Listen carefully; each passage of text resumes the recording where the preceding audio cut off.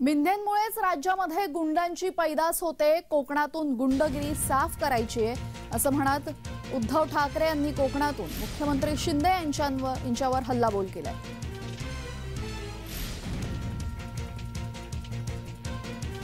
पण कसं काय आणि कसं काय, कारण बाहेरून आल्याबरोबर त्याला उमेदवार दिली, तुम्ही सुद्धा निवडून दिलं, मी त्याला तेव्हा मंत्री केलं, पण पुन्हा ते आहे ते गद्दारी नसा नसा भिडली म्हटल्यानंतर गद्दार तो गद्दार असतो, कधी इमानदार होऊच शकत नाही। इथला डबल गद्दार नाव घ्यायची गरजच नाही, हे काय काय त्यांची नावच होतात। त्यांना सत्तेची खुर्ची मिळाली, ऊब मिळत असेल, पण गद्दारीचा शिक्का त्यांना आणि त्यांच्या कुटुंबियांवरती जो कपाळाला लागलेला आहे तो कधी आयुष्यात ते पुसू शकत नाही। गरजच नाही, कारण गणपत गायकवाड यांनी कबूलच केलेलं आहे की होय मीच याला गोळ्या घातल्या, आणि गोळ्या का घातल्या त्याची चौकशी होणार आहे की नाही।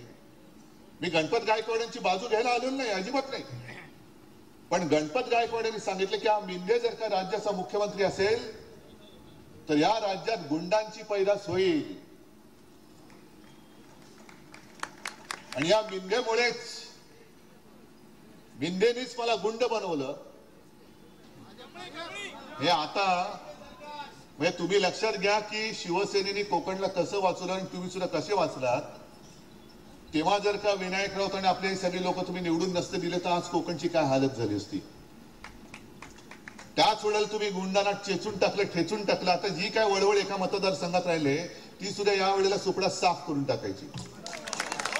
हे गुंडांचा सुपडा साफ नाही, कोकण एकदम साफ करून टाकायचं।